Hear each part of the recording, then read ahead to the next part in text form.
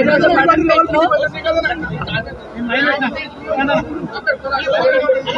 మహేశ్వరం నియోజకవర్గానికి సంబంధించిన ration card ఇవ్వడానికి గౌరవ మంత్రి గారు శ్రీధర్ బాబు గారు రావడం జరిగింది. సంతోషం.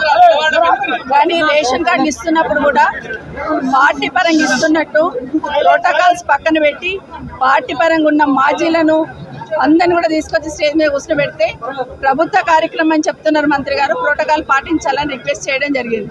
అయినా కూడా మంత్రి గారు ఇగ్నోర్ చేసి దాన్ని స్టేజ్ మీద వాళ్ళని అందరిని అట్లే కూర్చోబెట్టడంలో ప్రయత్నం చేయడంలో నేను బైకాట్ చేసి బయటికి రావడం జరిగింది. నాతో పాటు ఉన్న వాళ్ళందరినీ ఎన్ని రకాలుగా పోలీసు వాళ్ళు మా కార్యకర్తల మీద దాడి చేసే ప్రయత్నం చేశారంటే నిజంగా దాన్ని బాధాకరం. మా పోలీస్ సంబంధించిన మా సోదరులు కూడా విజ్ఞప్తి చేస్తున్నా, ఏదైనా కూడా సమస్య వచ్చినప్పుడు రెండు సైడ్లు ఉన్న వాళ్ళని కంట్రోల్ చేసే ప్రయత్నం చేయాలా, కానీ ప్రతిపక్షంలో ఉన్న వాళ్ళను దౌర్జన్యంతో గెంటేసే ప్రయత్నం చేయాలనడం మాత్రం చాలా తప్పు. నేను వెళ్తున్నానని చెప్పగానే ఏసీపీ గారే నన్ను బయటికి తీసుకొచ్చే ప్రయత్నం చేశారు. పోలీసు వాళ్ళని అడ్డం పెట్టుకుని ఎన్ని రోజులు పాలన చేస్తారనేది ఖచ్చితంగా ప్రభుత్వం ప్రశ్నించుకోవాలి. ప్రజాపాలన అంటే పోలీసు వాళ్ళని పెట్టుకుని కార్యక్రమాలు చేయడమే ప్రజాపాలన. మా జర్నలిస్ట్ సోదరులు నా కార్యక్రమం అంతా నాతో పాటు ముందుకు వస్తున్నారని జర్నలిస్టుల మీద కూడా దాడి చేసే ప్రయత్నం చేస్తున్నారు. జర్నలిస్టుల మీద జరిగిన దాడిని ఖండిస్తా ఉన్నాను.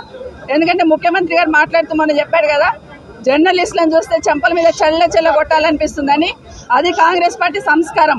ఎందుకంటే జర్నలిస్ట్ అనేవాడి విలువ ఏంటనేది, జర్నలిస్ట్ వాళ్ళకు ఎంత విలువ ఉంటుందనేది, సమాజంలో వాళ్ళ పాత్ర ఏంటనేది గౌరవ ముఖ్యమంత్రి గారు మర్చిపోయినట్టున్నారు. ముఖ్యమంత్రి గారు అన్నారు కదా, మేము దాడి చేస్తే తప్పేముందని ఈరోజు పోలీసు వాళ్ళు కూడా మీడియా మిత్రుల మీద దాడి చేసే ప్రయత్నం చేశారు. దాన్ని ఖండిస్తా ఉన్నాం. నిజంగానే మీరు రేషన్ కార్డ్స్ ఇస్తే అందరికి ఇస్తున్నప్పుడు గాంధీ భవన్కి వెళ్ళి ఇచ్చినట్టు మీ పార్టీ పరంగా ఇస్తున్నట్టు అందరినీ తీసుకొచ్చి స్టేజ్ మీద కూర్చోబెడుతున్నారు. ఇందిరమ్మ ఇల్లు ఇచ్చారు. కాంగ్రెస్ పార్టీ వాళ్ళు పోయి ముగ్గు పోస్తేనే ఇందిరమ్మ ఇల్లు శాంక్షన్ అవుతుంది. రేషన్ కార్డు కూడా కాంగ్రెస్ పార్టీ వాళ్ళే ఇస్తున్న ఫీలింగ్ తీసుకొచ్చి ప్రభుత్వ పరంగా ఇస్తున్నారా, కాంగ్రెస్ పార్టీ నుండి ఇస్తున్నారా అనేది సమాధానం చెప్పాలి ఈ ప్రభుత్వం. ఎందుకంటే ఈరోజు కాంగ్రెస్ పార్టీ నుండి ఇచ్చినట్టుంటే మీరు గాంధీ భవన్ లో పెట్టుకోండి, మీ కార్యకర్తలు కండువాలు వేసుకొని ఆడ పంచుకోండి తప్పిస్తే ఇది ప్రభుత్వ కార్యక్రమం. ప్రోటోకాల్ పాటించడం ఇష్టం లేకపోతే మమ్మల్ని పిలవద్దు, మమ్మల్ని కార్యక్రమాలకి పిలవద్దు, పిలిచి అవమానించే ప్రయత్నం చేయొద్దు. నిజంగానే దమ్ము ధైర్యం ఉంటే ప్రోటోకాల్ పాటిస్తూ పద్ధతి ప్రకారం కార్యక్రమాలు చేయాలి. కానీ ప్రభుత్వ కార్యక్రమాలు కూడా పార్టీ పరంగా చేసి లబ్ధి పొందాలని ఏదైతే నాటకం ఆడుతున్నారో ప్రజలు గమనిస్తా ఉన్నారు. తప్పకుండా మీ పార్టీకి, మీ ప్రభుత్వానికి చమనగీతం పాడడానికి ప్రజలు సిద్ధంగా ఉన్నారు. మీరు ఇస్తున్న రేషన్ కార్డులు ఈరోజు నేను చూస్తే కందుకూరులో 117 రేషన్ కార్డులు, మహేశ్వరంలో 230 రేషన్ కార్డులు, బాలాపూర్ మండలం అంటే బడంపేట, మీర్పేట, జల్పల్లి అంతా కలిపితే 1300 రేషన్ కార్డులు, అన్ని కలిపితే 1700 రేషన్ కార్డులకి 1700 రేషన్ కార్డులకి ఇంత డబ్బా కొట్టుకుంటా ఉన్నారు. ఈవెన్ కనీసం ఏవైతే అడిషన్స్ ఉన్నాయో అడిషన్స్ కూడా కొత్త రేషన్ కార్డులను లెక్క పెడతా ఉన్నారు. ఇంత హంగామా ఎందుకు? స్థానిక సంస్థల ఎన్నికలు వస్తున్నాయి కాబట్టి ఇవన్నీ హంగామా చేసే ప్రయత్నం చేస్తా ఉన్నారు. ప్రజలంతా అమాయకులు కాదు. తప్పకుండా ఈ ఎన్నికల్లో మీకు కర్రు కాల్చి వాత పెట్టడం తప్పకుండా జరుగుతుందని కాంగ్రెస్ పార్టీ వాళ్ళు తెలియజేస్తా ఉన్నారు. ప్లాన్లు ఉన్నారు కాబట్టి బెటాలియన్ పోలీసు వాళ్ళని దించారు. బెటాలియన్ పోలీసు వాళ్ళు ఏమవసరం రేషన్ కార్డులు పంచడానికి? నిజంగానే రేషన్ అర్హత ఉన్న వాళ్ళందరికీ ఇవ్వమంటున్నాము, ఇవ్వండి, మేము స్వాగతిస్తాము.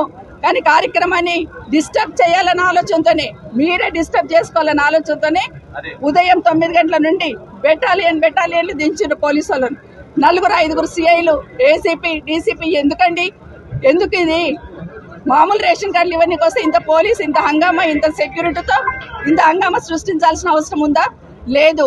ఎట్టి పరిస్థితులలో ప్రోటోకాల్ లేని వాళ్ళని స్టేజ్ మీద కూర్చోబెట్టి దాన్ని అడ్డుకుంటే టీఆర్ఎస్ పార్టీ ఏదో అడ్డుకుంటుందనే నెపం నెట్టాలనే ప్రయత్నం మీరు చేస్తా ఉన్నారు. ప్రజలు అన్ని గమనిస్తా ఉన్నారు. ఈరోజు 3వ స్థానంలో వచ్చిన స్టేజ్ మీద కూర్చోబెట్టినప్పుడు నా మీద ఇంకా 20 మంది పోటీ చేశారు. ఆ 19 మందిని కూడా తెచ్చి కూర్చోబెట్టండి. 3వ స్థానంలో వచ్చిన ఆయన ఎట్లా కూర్చుని పెడుతున్నారో ఇంకా 19 మంది పోటీ చేసిండ్రు నా మీద, వాళ్ళందరినీ కూడా తెచ్చి కూర్చుని పెట్టండి. అప్పుడు యాక్సెప్ట్ చేద్దాం. అట్లా కాకుండా మీకు గాంధీ భవన్కి వెళ్ళి ఇచ్చినట్టు మీ